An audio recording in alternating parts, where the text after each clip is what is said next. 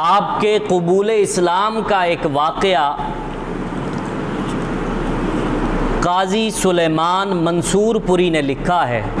وہ لکھتا ہے حضور علیہ الصلاۃ والسلام کوہ صفا سے گزر رہے تھے کہ ابو جہل بھی وہاں پر آ گیا اور رسول خدا صلی اللہ علیہ وآلہ وسلم کو کہنے لگا کہ آپ نے دین کی تبلیغ چھوڑنی ہے یا نہیں چھوڑنی۔ حضور علیہ الصلاۃ والسلام خاموش رہے۔ اس نے پھر اپنی بات کو دہرایا اور کہا کہ آپ بدل سکتے ہیں یا نہیں۔ حضور علیہ الصلاۃ والسلام خاموش رہے۔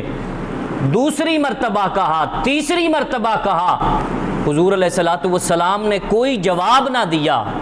تو یہ کسی کی بات پر جواب نہ دینا یہ بھی ایک بہت بڑی سزا ہوتی ہے۔ ابو جہل کو غصہ آیا اور معاذ اللہ وہ رسول اللہ صلی اللہ علیہ وآلہ وسلم کو برا بھلا کہنے لگا، اور حضور علیہ الصلاۃ والسلام نے جب پھر بھی اس کی کسی بات کا جواب نہیں دیا تو وہ اتنا غصے میں سے تل ملا اٹھا کہ اس کے ہاتھ میں ڈنڈا تھا، اس نے ڈنڈا رسول خدا صلی اللہ علیہ وآلہ وسلم کے سر پر مار دیا۔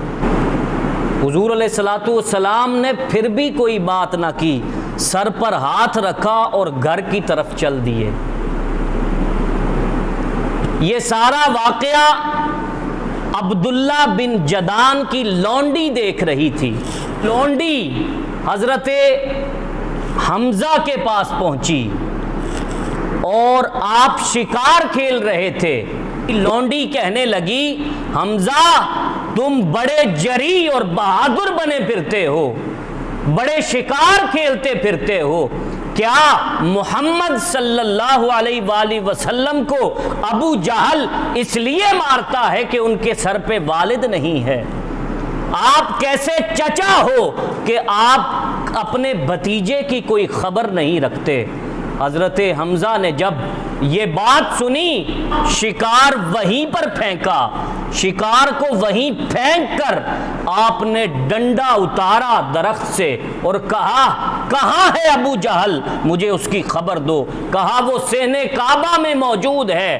حضرت امیر حمزہ رضی اللہ تعالی عنہ آپ بڑے ابو جہل کی طرف، آپ نے پہلے اسے برا بھلا کہا، پھر زور سے ڈنڈا ابو جہل کے سر میں مارا۔ ابو جہل ڈنڈا کھا کر بھی خاموش بیٹھا رہا، کیونکہ اس کو پتا تھا کہ حضرت امیر حمزہ کتنے جری اور بہادر ہیں۔ آپ نے فرمایا، ابو جہل تیری جرت کیسے ہوئی میرے بھتیجے پر ہاتھ اٹھانے کی؟ آئندہ کے بعد تو ایسی جرت کرنا، پھر میں تجھے بتاؤں گا۔ آپ حضور علیہ الصلاۃ والسلام کے کاشانہ اقدس کی طرف لوٹے۔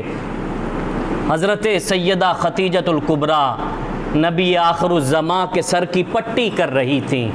حضور علیہ الصلاۃ والسلام نے جب چچا کو دیکھا تو دل بھر آیا۔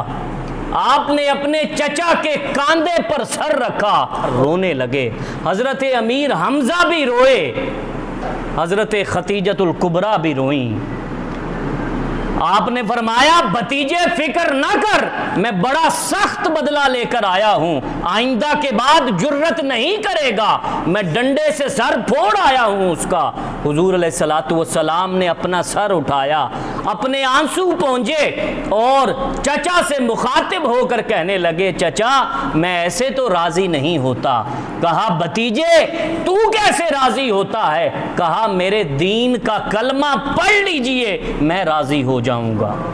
اگر مجھے راضی کرنا ہے تو میرے دین کا کلمہ پڑھ کے اسلام قبول کر لیجئے، میں راضی ہو جاؤں گا۔ کہا، اچھا اگر تو ایسے راضی ہوتا ہے تو لا پڑھا اپنے دین کا کلمہ، میں مسلمان ہوتا ہوں۔